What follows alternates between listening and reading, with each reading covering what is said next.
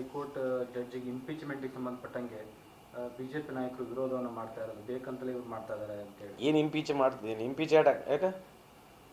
ಅಲ್ಲ, ಜಡ್ಜ್ ಒಂದು ಆದೇಶ ಕೊಟ್ಟರೆ ಅವ್ರನ್ನ ಇಂಪೀಚ್ಮೆಂಟ್ ಮಾಡ್ಬೇಕಂತೇಳಿ ಸಹಿ ಮಾಡಿ ಇದು ಕೊಟ್ಟರು. ಪ್ರಯತ್ನ ಪ್ರಜಾಪ್ರಭುತ್ವ ವ್ಯವಸ್ಥೆಯಲ್ಲಿ ಅವಕಾಶ ಇದೆ.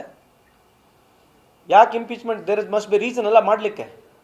ಏನು ರೀಸನ್ಗೋಸ್ಕರ ಇಂಪೀಚ್ಮೆಂಟ್ ಮಾಡ್ಬೇಕಂತಕ್ಕಂಥದ್ದು ಒಂದು ಇರ್ತತ್ತಲ್ಲ. ಯಾಕಂದರೆ ಕೆಲವು ಜಡ್ಜ್ಗಳು ಅವರೇ ಯಾವುದೋ ಪೊಲಿಟಿಕಲ್ ಪಾರ್ಟಿಗೆ ಸಂಬಂಧ ಇರತಕ್ಕಂಥ ಜಡ್ಜ್ಮೆಂಟ್ ಕೊಡ್ತಕ್ಕಂಥ ಜನರು ಸಾರ್ವಜನಿಕರು ಆಕ್ರೋಶ ಮಾಡ್ತಾರೆ. ಈಗ ಉದಾಹರಣೆಗೆ ಡೆಲ್ಲಿನಾಗೆ ಒಬ್ಬ ಜಡ್ಜ್ ಮನೆಗೆ ದುಡ್ಡು ಸಿಕ್ಕಿತ್ತು.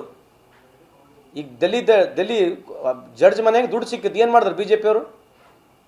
ಹಾಂ, ಈ ಜಡ್ಜ್ ಏನು ಮಾಡಿದ್ರಂತ ಅವಾಗ? ಈ ಎಲ್ಲ ಬಿ ಜೆ ಪಿ ಮುಖಂಡರುಗಳೇನು ಬಾಯ್ ಬಿಡಂಗಿಲ್ಲ. ಅವಾಗ ಬಿ ಜೆ ಪಿ ಮುಖಂಡರುಗಳು ಯಾರು ಬಾಯ್ ಬಿಡೋದಿಲ್ಲ. ಡೆಲ್ಲಿ ಜಡ್ಜ್ ಮನೆಗೆ 5 ಕೋಟಿ ರೂಪಾಯಿ ದುಡ್ಡು ಸಿಕ್ಕಿತ್ತು. ಅವಾಗ ಯಾರು ಬಿ ಜೆ ಪಿ ಏನು ಮಾತಾಡಂಗಿಲ್ಲ. ಮತ್ತು ಕಪ್ಪಣ ಎಲ್ಲ ಸೆರೆ ಹಿಡಿತೀವಿ, ಎಲ್ಲಿ ಸಿಗೋದಲ್ಲ ಇನ್ಮೇಲೆ ಕಪ್ಪಣ ಅಂತ ಹೇಳಿದ್ರಲ್ಲ, ಮತ್ತು ಕಪ್ಪಣ ಜಡ್ಜ್ ಮನೆಗಳಿಗೆ ಸಿಗ್ತಾ ಇದಾವಲ್ಲ, ಇದ್ರ ಬಗ್ಗೆ ಏನು ಮಾತಾಡ್ತಾರೆ ಅಂತ ಬಿ ಜೆ ಪಿಯವರು?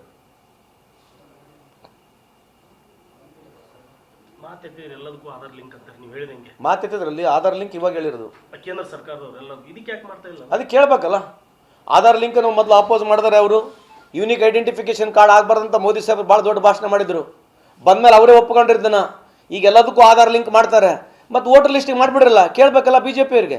ಮೋದಿ ಸಾಹೇಬ್ರಿಗೆ ನೇರವಾಗಿ ಮನವಿ ಮಾಡ್ಕೊಳ್ತೀನಿ, ಪ್ಲೀಸ್ ಮಿಸ್ಟರ್ ಮೋದಿ ಸಾಹೇಬ್, I request you humbly kindly link the voter I D with Aadhaar link. Aadhaar I ಡಿಗೆ ವೋಟರ್ ಲಿಸ್ಟ್ನ ಲಿಂಕ್ ಮಾಡಿಬಿಟ್ಟು ಎಲೆಕ್ಷನ್ ಮಾಡಿರಿ. ಆಮೇಲೆ ನೀವು ಗೆದ್ದು ತೋರಿಸ್ರಿ ಯಾರು ಮಾಡಂದ್ರೆ ನಿಮಗೆ. ಪ್ರಹ್ಲಾದ್ ಜೋಶಿ ಅವರು ಹೇಳ್ತಾರೆ, ಯಾಕೆ ಮಾತಾಡ್ತಾರೆ ಕ್ಷೇತ್ರದ ರೋಡ್ ಬಗ್ಗೆ ಮಾತಾಡೋದಿಲ್ಲ ಸಂತೋಷ್ ಲಾಡ್ ಅವರು.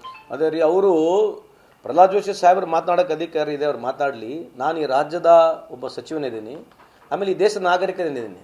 ಈ ದೇಶದ ಬಗ್ಗೆ ಮಾತನಾಡಬೇಕಂದ್ರೆ ಎಮ್ ಎಲ್ ಎ ಇರಬೇಕು, ಮಿನಿಸ್ಟರ್ ಇರಬೇಕು ಅನ್ನೋದೇನು ಅವಶ್ಯಕತೆ ಇಲ್ಲ. ಒಂದು ಅವ್ರು ಬಂದು ಲೋಕಲ್ ಪೊಲಿಟಿಕ್ಸ್ ಮಾತಾಡೋದ್ ಬದಲು ದೇಶದ ಏನನ್ನ ಮಾತಾಡಲಿಲ್ಲ. ಅವ್ರು ಕೇಂದ್ರ ಸಚಿವರು ತಾನೆ, ಕೇಂದ್ರ ಸಚಿವರಲ್ವಾ? ಅವರು ದೇಶದ ಮಾತನಾಡಲಿಲ್ಲ, ಮತ್ತೆ ಏನು ಮಾತನಾಡ್ತಾರೆ? ಬಂದು ಬರೀ ರಾಜ್ಯ ಸರ್ಕಾರದ ವಿರುದ್ಧ ಮಾತಾಡೋಗ್ಬಿಡೋದ? ನೀವು ಹೇಳಿರೋ ಪ್ರಶ್ನೆ ನನಗೆ ಗೊತ್ತಿಲ್ಲ. ಅವ್ರು ಈ ರೀತಿ ಮಾತನಾಡಿದರೆ ನನಗೆ ಅವ್ರಿಗೆ ಪ್ರಶ್ನೆ ಇದೆ. ಪ್ರಹ್ಲಾದ್ ಜೋಶಿ ಸಾಹೇಬ್ರು ಏನು ಮಾತನಾಡಿದ್ರೆ ನನಗೆ ಗೊತ್ತಿಲ್ಲ. ಆದರೆ ಅವರು ಅಗಲಾಲ ನನಗೆ ಟೀಕೆ ಮಾಡ್ತಿದ್ರೆ, ಇನ್ನಾದರೂ ಈ ದೇಶದ ವ್ಯವಸ್ಥೆಯಲ್ಲಿ ಮತ್ತೆ 80 ಕೋಟಿ ರೂಪಾಯಿ ಮತ್ತು 80 ಕೋಟಿ ಜನಕ್ಕೆ ಇವ್ರು ಯಾಕೆ ರೇಷನ್ ಕಾರ್ಡ್ ಕೊಡ್ತಿದಾರಂತೆ?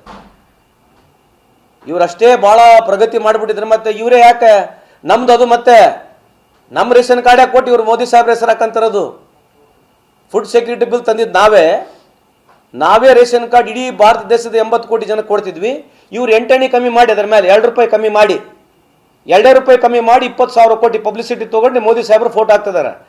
ಇದು ನಾವೇ ಹುಟ್ಟಿಸಿರ್ತಕ್ಕಂಥ ಕಾರ್ಯಕ್ರಮ. ಇದು ಮೋದಿ ಸಾಹೇಬ್ರ ಕಾರ್ಯಕ್ರಮ ಅಲ್ಲ. ಅದು ಅವ್ರಿಗೆ ಗೊತ್ತಾಯ್ತು. ಅವ್ರಿಗೆ ಕೇಳಿ ನೋಡಿ ಬೇಕಿದ್ರೆ ಪ್ರಹ್ಲಾದ್ ಜೋಶಿ ಸಾಹೇಬರಿಗೆ.